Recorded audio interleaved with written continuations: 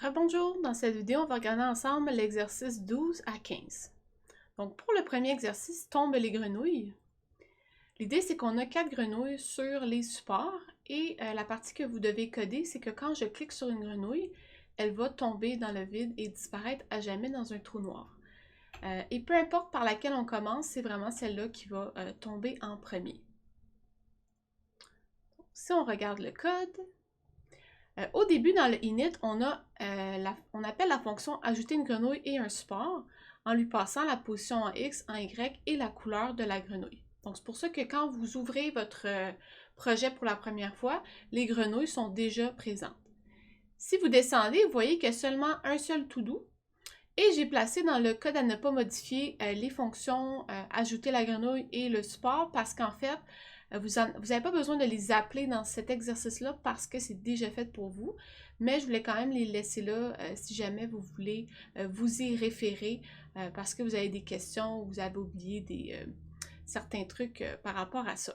Donc, vous, votre travail, en fait, c'est vraiment de venir ici dans la fonction « Faire descendre la grenouille » et faut voir que cette fonction s'exécute de façon continue via une tâche.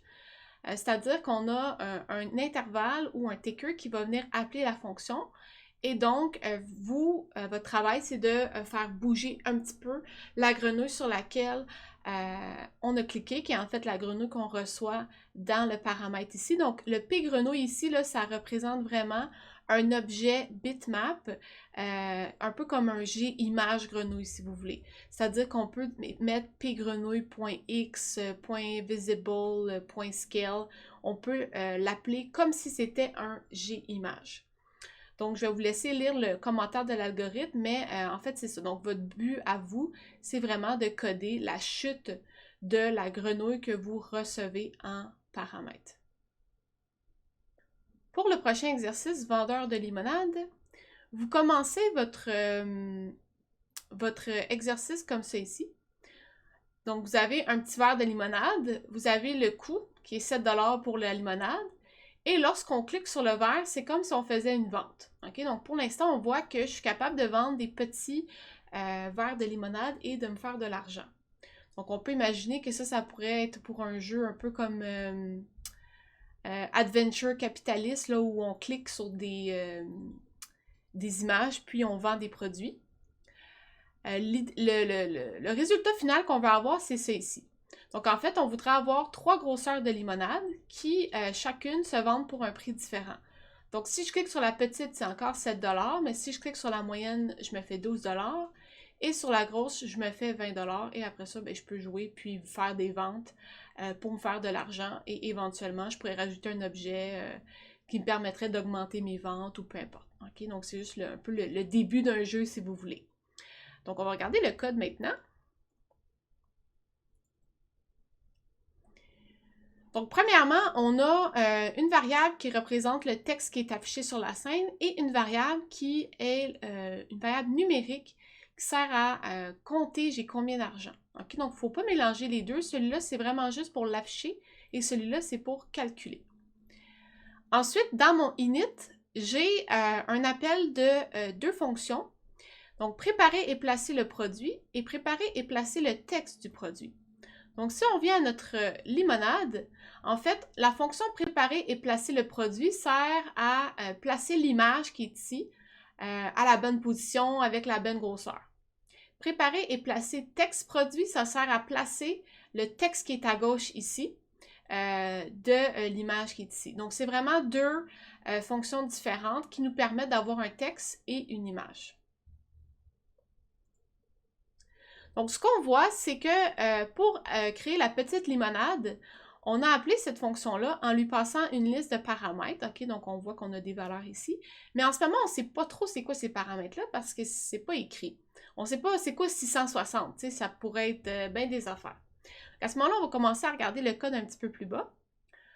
On voit qu'on a la fonction préparer et placer des produits, mais elle n'a pas de paramètres, OK? Donc, quand les parenthèses sont vides, c'est parce que je n'ai aucun paramètre. Donc, on va regarder ce qu'on nous dit dans l'algorithme. Étape 1, modifier la première ligne de la fonction pour qu'elle reçoive les paramètres. Donc, en fait, la première ligne de la fonction, c'est celle-là ici. Donc, il va falloir que vous alliez dans les parenthèses et que vous écriviez les paramètres qu'elle va recevoir. Et en fait, on vous donne la liste ici des paramètres. Donc, pour valider, vous pouvez copier cette liste-là et juste regarder si ça fait du sens avec ce qui est affiché ici. Donc, si je le tasse, comme ça voudrait dire que 660, c'est la position en X, 10, c'est la position en Y, 0.5, c'est l'échelle, la grosseur du produit, c'est small, donc petit, par exemple une petite limonade, et le coût, c'est 7, pour 7 $.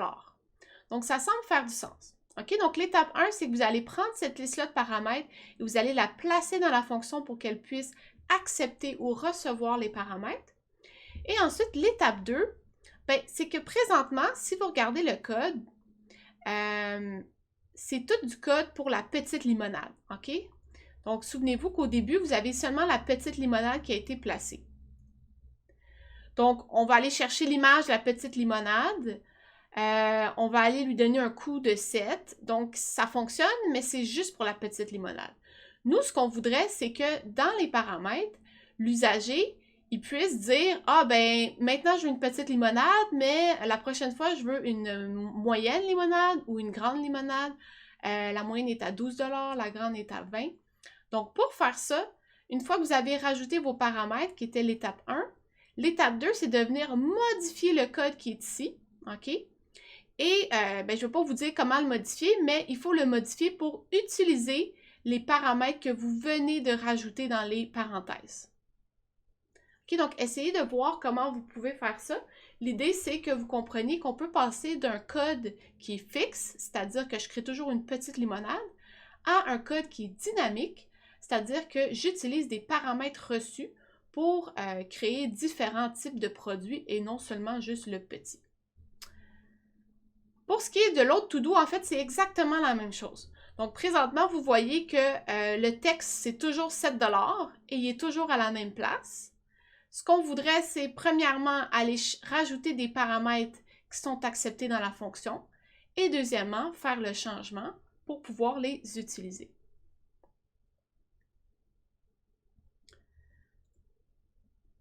Prochain exercice, tuer les méchants. Donc, lorsque ça va être fonctionnel, quand vous allez faire un rafraîchissement, vous avez des méchants qui s'affichent de façon aléatoire. Et ce qu'on vous dit, c'est que les petites squelettes, là, les petites tortues, je les appelle les squelettes man, vous pouvez les tuer en cliquant une seule fois dessus. OK, donc assez simple.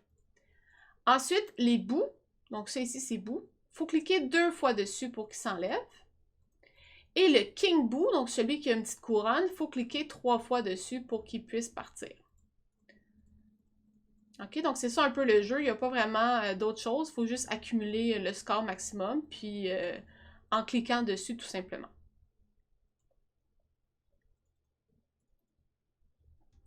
On commence toujours par regarder nos variables. On a un GText qui nous sert à afficher le score qui est ici en haut à gauche. On a un G numérique qui nous sert à faire des calculs, donc compter c'est quoi mon score. Le premier to-do, c'est une grosse fonction quand même parce qu'en fait, c'est la fonction qui va aller créer un méchant. OK? Donc, on se souvient dans Tombe les grenouilles, on avait une fonction qui s'appelait ajouter une grenouille. Puis c'est celle-là qui créait l'image bitmap, qui le positionnait, qui mettait un événement, etc. Mais en fait, dans cet exercice-là, c'est à vous à coder cette fonction-là. Donc là, vous avez différentes étapes. Donc, premièrement, il faut créer l'objet bitmap, il faut aller chercher l'image dans le dossier image qui est ici. Ensuite, vous allez, initialiser sa position en X, sa position en Y, etc. Ajouter un écouteur et finalement l'ajouter à la scène. Ce qui est vraiment important pour cet exercice-là, c'est de vous assurer que les paramètres que vous recevez dans les parenthèses, il faut que vous les utilisiez dans le code qui est ici. OK? Donc, si vous avez fini d'écrire votre code et que vous n'avez jamais utilisé P échelle, il y a une erreur, là, ça veut dire que vous n'avez pas fait votre code de façon correcte. Pourquoi? Parce que l'échelle qui nous est fournie, c'est celle-là qu'on doit utiliser quand on va créer notre méchant. On ne peut pas utiliser n'importe quelle échelle. Donc, c'est important de les utiliser au moins une fois là, dans le code qui est fourni ici. Par la suite, vous avez une fonction qui s'appelle créer King Boo. Et ce qu'on vous dit, c'est créer un méchant de type King Boo avec 3 points de vie, bon, une valeur de points, etc. Donc ici, l'idée, c'est de réutiliser le code qu'on vient de faire pour fournir les bonnes valeurs et ce qui va nous permettre que créer un méchant va en fait créer un King Boo. Donc normalement, dans cette fonction-là, vous avez une seule instruction, une seule ligne de code et je vais vous laisser essayer de trouver c'est laquelle. Pour la suite, c'est créer un bout, c'est exactement la même chose, mais c'est un bout au lieu d'un King Boo. Et créer un squelette pour créer Skelettman. Finalement, ici, lorsqu'on commence, par exemple, lorsque je rafraîchis la page, vous voyez qu'il y a toujours en fait le même nombre de chaque bonhomme. Donc, il y a toujours un King Boo, 3 Boo, puis je pense qu'il y a 5 Skelettman. Ouais, c'est ça. Fait que si on regarde dans le code, ben, lors du init, on vous demande de créer un King Boo, 3 Boo et 5 squelettes. Encore une fois, vous avez une instruction à écrire pour chacune des créations et assurez-vous de réutiliser le code que vous venez de faire pour ne pas être obligé de réécrire le même code que vous avez déjà fait. Dernière étape, c'est en fait quand on clique sur les méchants, donc d'être capable d'augmenter le score en fonction de sur quel méchant qu'on a cliqué et aussi de calculer, par exemple, le King Boo, ça prend 3 clics. Ben, vous assurez que si après 3 clics, ben, qu'il soit mort. Dernier exercice, c'est la chasse au canard. Donc, l'idée, c'est un peu de reprendre le jeu Duck Hunt. Quand vous cliquez sur les canards qui sont lents, vous faites 15 points. Les canards bleus, c'est 30 points. Et les canards rouges, bon là, je ne sais plus, là, rapide, 45 points, je pense. Aussi, si vous remarquez, si vous cliquez dans le vide, parce que, mettons, vous manquez votre coup, ben là, vous perdez 100 points. OK? Puis si vous avez moins que 100 points, ben là, vous revenez à 0. Donc, le but, c'est de faire le plus gros score possible sans perdre nos points.